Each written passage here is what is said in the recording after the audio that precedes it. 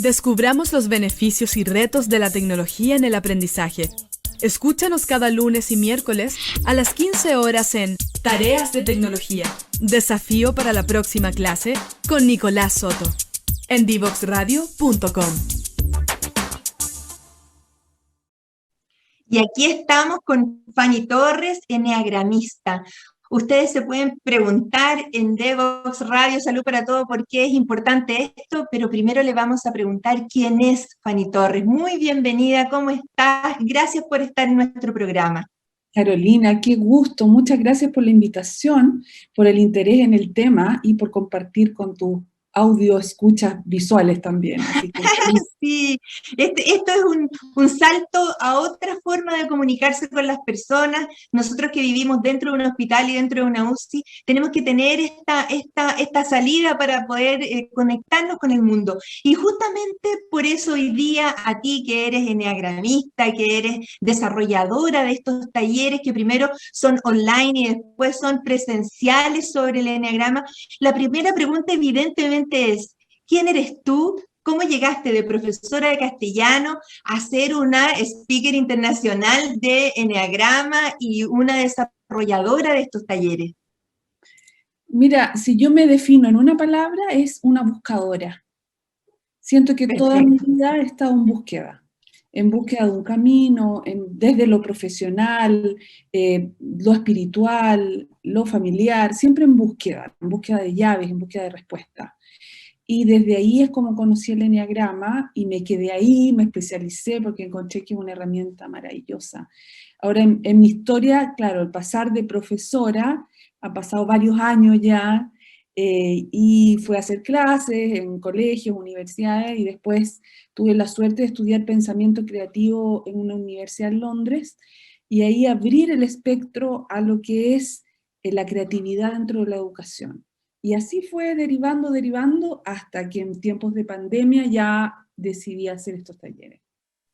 Esto del pensamiento creativo es algo que a mí me saca del esquema, ¿cierto? Nosotros en la ciencia más bien aterrizamos al pensamiento como sólido, la evidencia, solo lo que se conoce es lo que existe, y tú eres el otro espectro de esta maravilla que es el pensamiento creativo, el dejar soltar las ideas, el unir cosas que no parecen ser tan claramente vinculadas, pero que sí tienen mucho que ver con cómo se para uno en el mundo. Cuéntanos entonces tú, como eneagramista, pero en palabras muy sencillas, ¿qué es el eneagrama? Mira, te cuento que es un eneagramista, en palabras de Claudio Naranjo, es un jardinero del alma. ¡Qué Es lindo! una persona que puede no poner el pasto, no poner las plantas, pero sí dibujarlas. El eneagrama es un mapa de la personalidad y es un mapa que no accedes si no es porque hay una unión entre tú y esta búsqueda que estás realizando. Es la respuesta a tu búsqueda. Entonces seguramente a muchas personas que nos están viendo, nos están escuchando, les va a hacer sentido el estar buscando una respuesta ¿a qué? A quiénes somos, cómo mejorar nuestra vida, cómo mejorar nuestras relaciones. Y en este minuto, cuando estas respuestas se ven motivadas por algo tan fuerte como es la pandemia, nos damos cuenta de que la muerte está en la puerta. Y de ahí surge la necesidad y también la posibilidad de explorar caminos alternativos.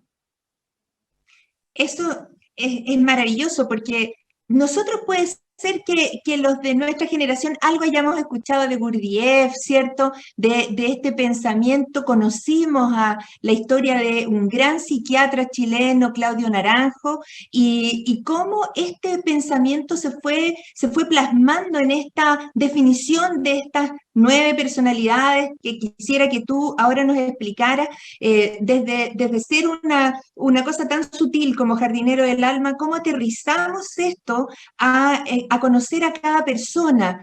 ¿Qué es realmente lo que define a cada persona y por qué hablamos de estas 9 llaves? Si me permites hacer un poco de historia, eh, Claro, la el, pantalla es tuya. el eneagrama es un símbolo, y es un símbolo que se atribuye a los caldeos. De ahí va pasando, hasta que nosotros vamos a saber de ello, del símbolo, a través de Gurdjieff. Esto es año 1920 aproximadamente. De Gurdjieff vamos a conocerlo más cerquita por Ichazo, que es boliviano, y va a hacer unos talleres en el norte de Chile, en Arica específicamente, y luego va a pasar a Claudio Naranjo. La primera explicación, la línea de trabajo de eneagrama que sigo yo, la de Claudio Naranjo, que es un eneagrama en el cual él toma esta simbología y esta personalidad, como dices tú, que es un análisis de cómo somos o cómo no somos, lo voy a explicar inmediatamente, y Ya. lo mete en análisis factorial. El análisis factorial lo que hace es que te entrega patrones de diferentes cosas, tú debes saber bien en el ámbito científico. Y Claro. Naranjo se encontraba en Berkeley y tuvo la posibilidad de trabajar en un laboratorio humano y llevar estos patrones de personalidad y empezar a decir, bueno, y a sacar conclusiones. A decir, bueno, no son 9 solamente, sino que son 9 y cada uno se divide en 3, entonces son 27. Y se interrelacionan unos con otros y se van cruzando. Ahora, de eneagrama hay varias líneas de trabajo, como está Gurdjieff, está Rizzo, por ejemplo, que es lo que hacen los ignacianos, da Naranjo, y hay varios más. Me parece a mí que Naranjo lo que entrega y que me gusta mucho es ese toque de ciencia que permite bajarlo un poquito, hacerlo más concreto. Las otras líneas a lo mejor apuntan a un tema un poco más que se puede extrapolar a lo espiritual, siendo que esto también, pero te da herramientas bien concretas. Ahora, cuando te escuché esto de lo ignaciano, cuéntanos un poquito cuál ha sido la relación del desarrollo de esta disciplina del eneagrama con la Iglesia Católica, porque también hay una historia ahí detrás. Mira, voy a partir un poquito antes, cuando nace el eneagrama, nosotros si sabemos, hay un escritor, San Juan de la Cruz, que pone un término que es la noche oscura del alma.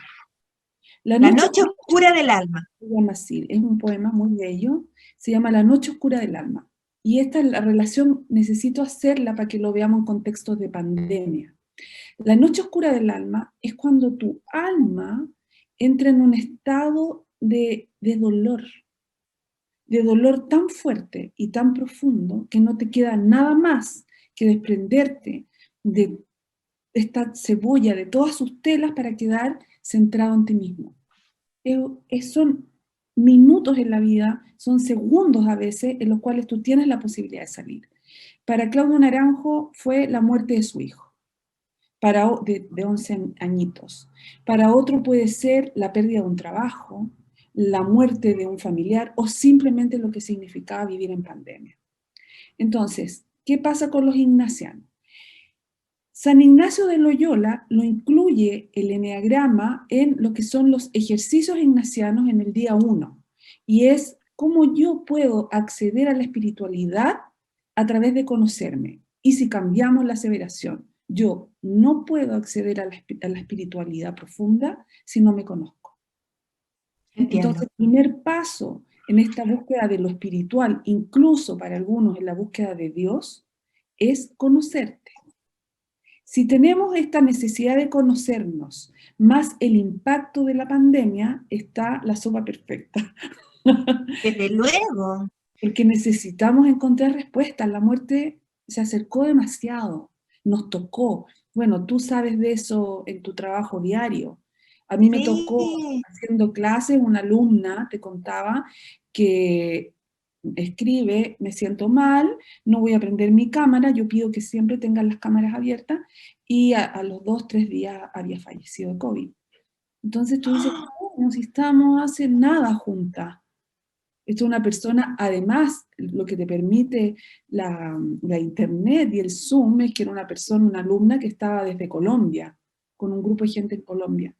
Entonces ahí tú dices, bueno, en realidad tengo que investigar y empezar a trabajar en mí mismo. Los católicos tuvieron, después de Gregorio VI, una problemática con el eneagrama, ya que se le denominó como esotérico y como una no agradable búsqueda, por no decir que la Inquisición persiguió también a los que practicaban el eneagrama o los eneagramistas.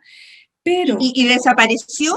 ¿Fueron perseguidos? fueron perseguidos, de hecho desaparece.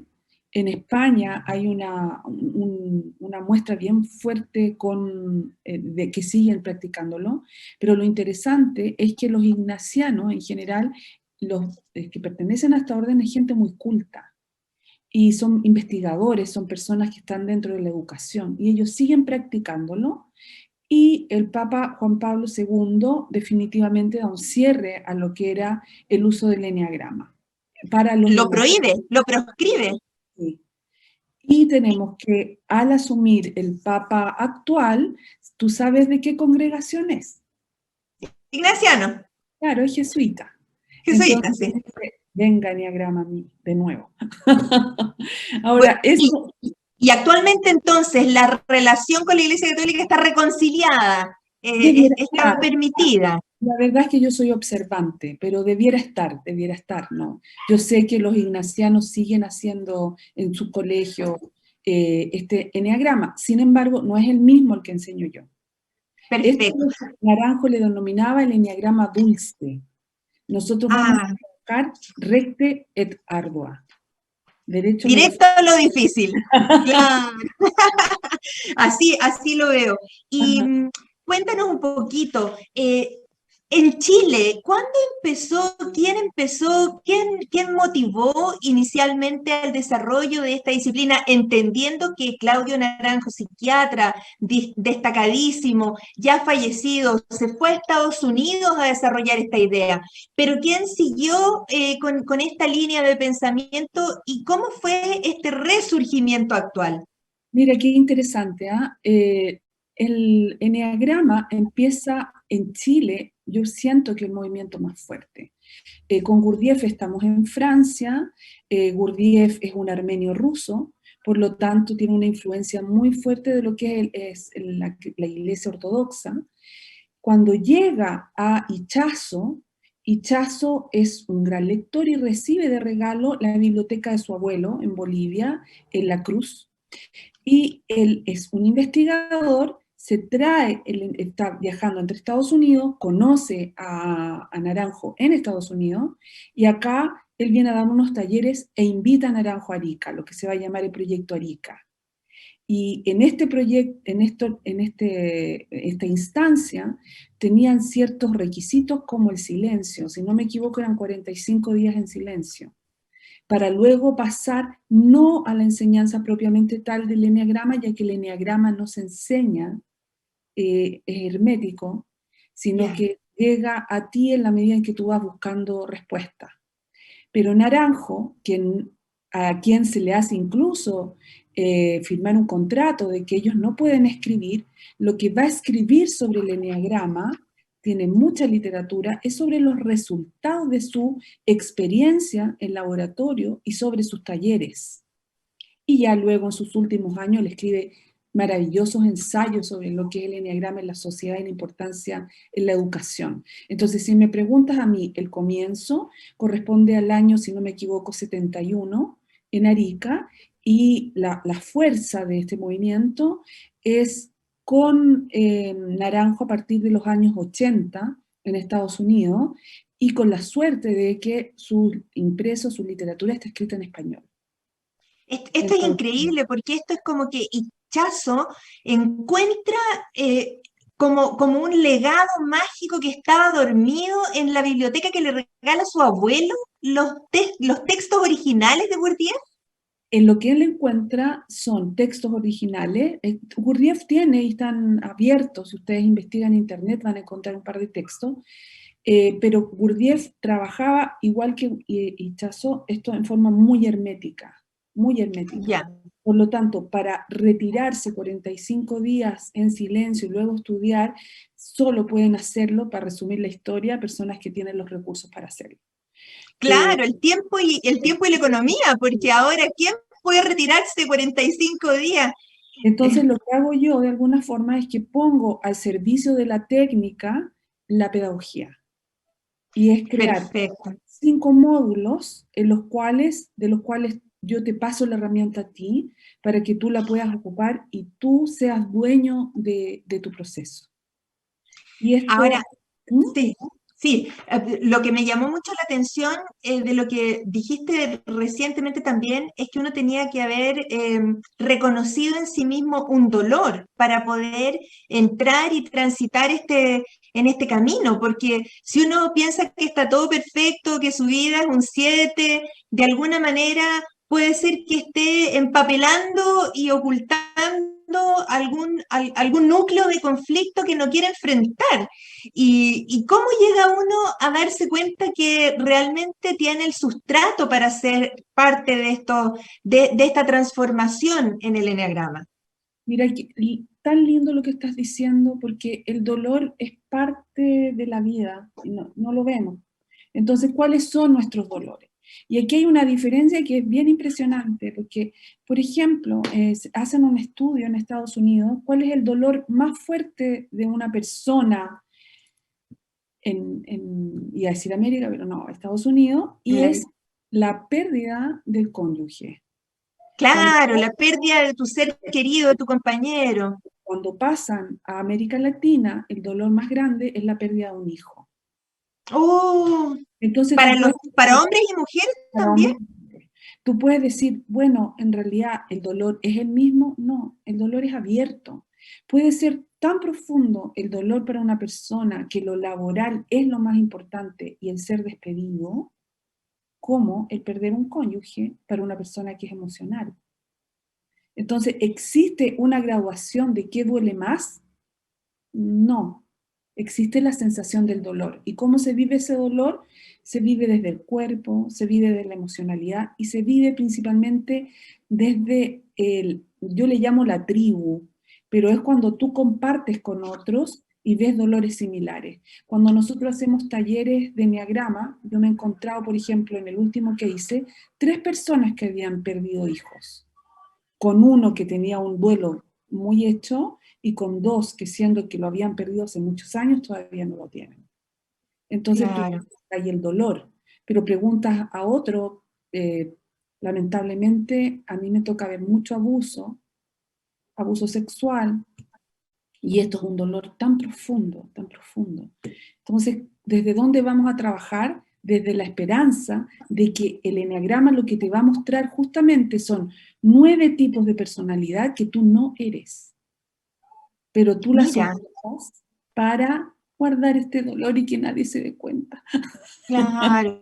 ¿Y cómo ha sido para ti esto de pasar de ser profesora de castellano a ser una especie de terapeuta? Porque en el fondo tú como que te inmiscuyes, ¿cierto?, en lo profundo de la emocionalidad de las personas. Esto no debe de haber sido fácil para ti, me imagino.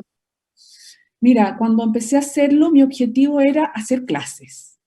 Objetivo 1, Ya. 2 y 3, hacer clases, entregar esta herramienta y que las personas pudieran tener independencia.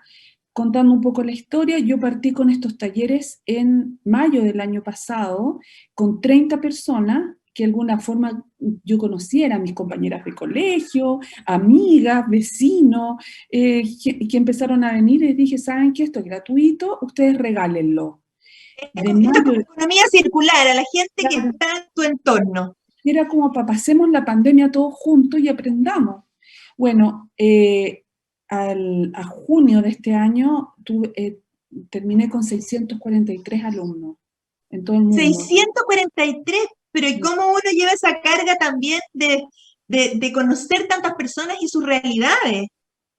Porque yo lo fui haciendo casi como un hotel, o sea, hacía los cursos, uno gratuito, que dura un fin de semana, y luego los que querían pasaban a estudiar conmigo a un precio bastante fácil de acceder, y con eso ellos tenían 4 clases y yo daba los 5 módulos.